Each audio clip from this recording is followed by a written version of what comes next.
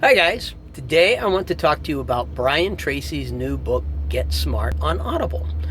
I got this book as an Audible daily deal. I have been a member of Audible for a couple of years now. It's perfect for me as a truck driver.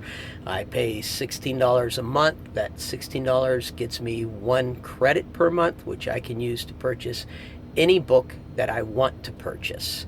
It doesn't matter the cost of the book. The book can be $40 and I get it for the credit.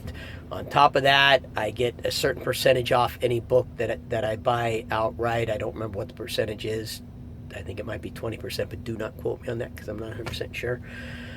And they do a daily deal where they pick one book and they sell it to all of their members at a seriously reduced rate. I've never seen a daily deal that was more than $4.95, $5 basically. And that's what this Brian Tracy book was. I honestly would not have bought it otherwise. I own several Audible versions of different Brian Tracy books, and I own a couple of print versions of Brian Tracy's, some books that he has. And this book is like his other books. He's got a lot of repetition from book to book to book. This book is 10 chapters of how the rich think, or not how the rich, how the successful think versus how unsuccessful think. Successful people think long term, they don't think short term. Successful people think fast, they don't think slow. Successful people get informed, they don't make uninformed decisions. They think rich, they don't think poor. I'm not going to go through all 10 chapters, but you get the idea. Now, if you've never listened to a Brian Tracy book before, this will all be new to you. There's other authors that put out a lot of the same kind of content. But even if you have listened to or read other Brian Tracy books or other authors that cover the same material, one of the things that I've personally discovered, you never know when going through a book that's covering material that someone else already covered, the author will change how he says something just a little bit. Even if he's repeating material from an earlier book, he'll say something slightly differently, and for whatever reason, it'll strike a chord with you, and you'll go, "Wow, never thought of that way."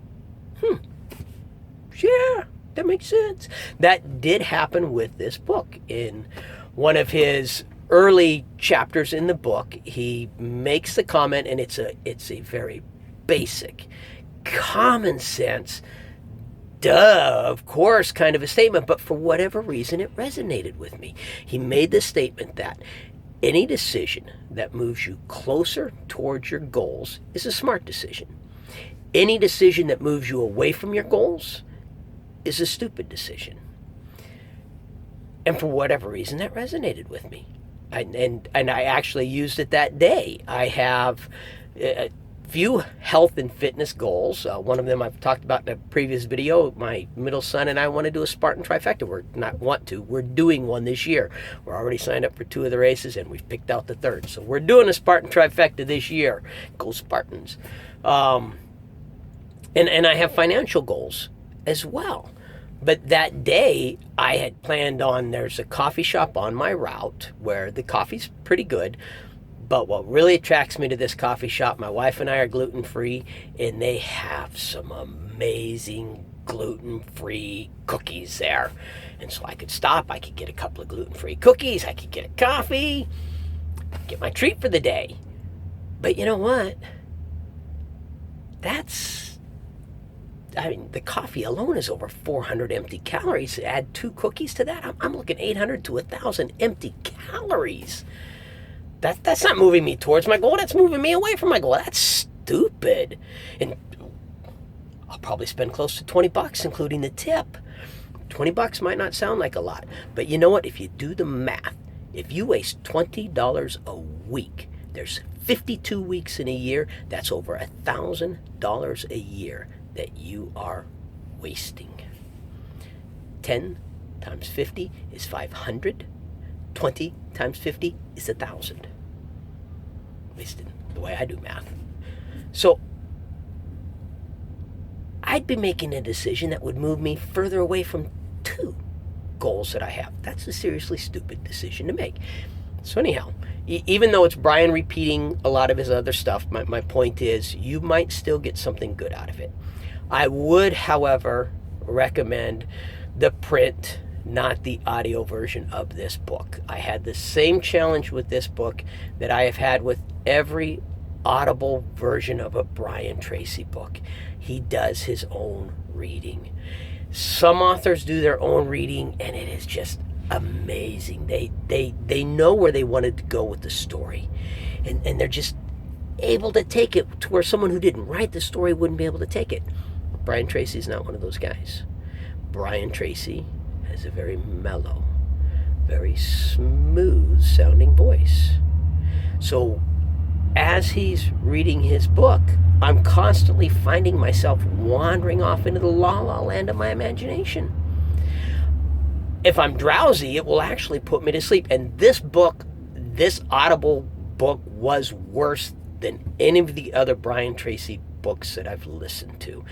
There were sections of this book where his voice got so monotone, it actually sounded like it was a computer animated voice.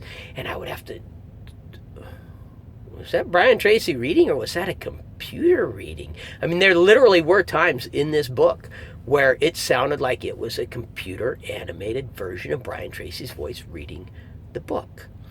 Good book. The material in it is all good. I've never gotten bad material out of a Brian Tracy book.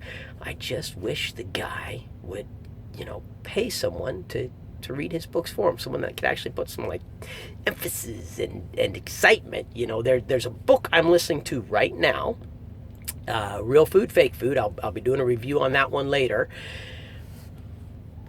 The author is able to actually, or the reader, who I believe is the author. This is a case where the author reading the material is adding something to it, and it's not putting me to sleep. And I don't know, the material might actually put me to sleep if it wasn't for the reader. So anyhow, there's my 2 cents. Take it for what it's worth.